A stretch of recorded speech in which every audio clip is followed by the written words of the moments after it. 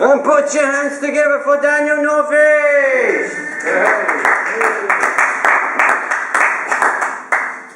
Good evening. How are you feeling tonight? Yeah. Me too. I know what you're feeling. Yeah, my name is Daniel Northeast.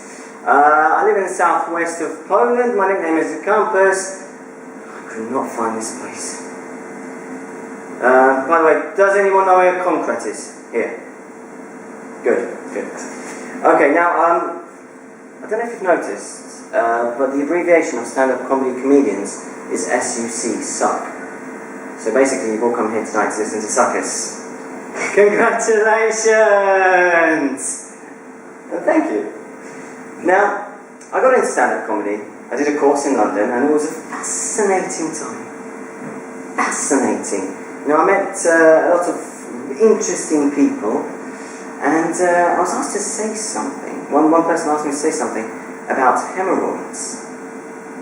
Now, at the time, I have to admit, it caught me by surprise. So all I said to that was, that's a long story.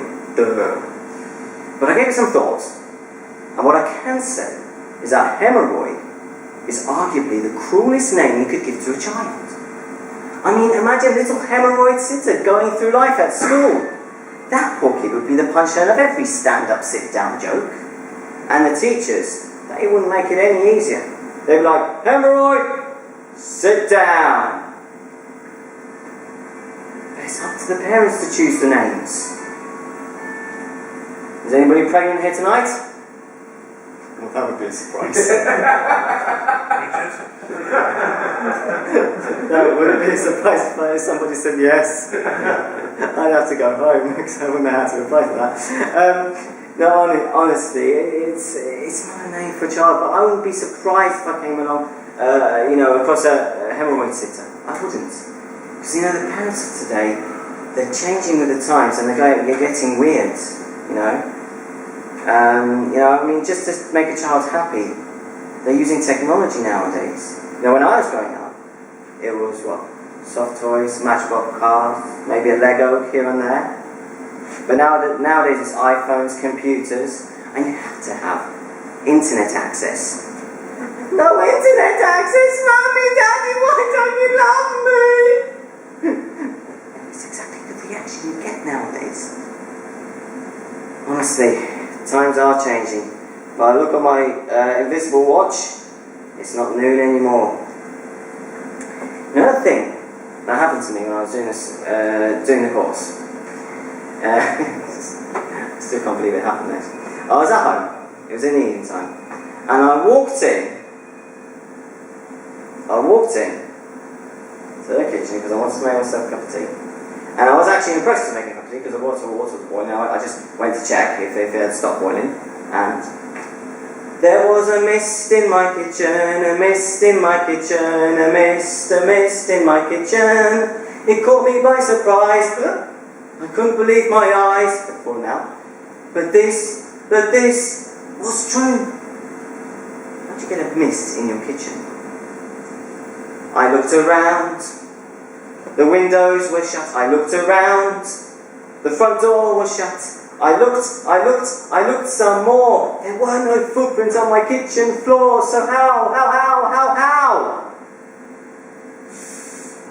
And then I saw the culprit, the fiend of such a crime. It was my kettle. So I guess the maximum bar is no joke. Put too much water in, milk, cider or gin, and there's a good chance you'll end up with a mist in your kitchen. But they never put that on the box, do they? They don't. It actually did catch me by surprise. It was actually very fascinating at the time. I know in retrospect, hearing it from a sucker, it's probably not that funny or fascinating. So, now I'm frustrated. See, now that's frustrating because no laughs or anything. It just reminds me of something I saw the other day when I was on a bike snobs. blimey, just because they know how to ride without holding the handlebar, they have to, demonstrate it to the whole world. And this particular person had his arms crossed, head up high, as if he were the Queen of England. And his face, when he saw me, as proud as the Queen's cup of tea. You know what? Honestly, if I wasn't in a hurry, I would have gone back, got to that person, took his bike away, and said, "Okay, if you're that good, now do that without the bike." Thank you for listening. My name's Daniel Northeast, and I hope you enjoy the rest of the night and the other suckers. Thank you very much.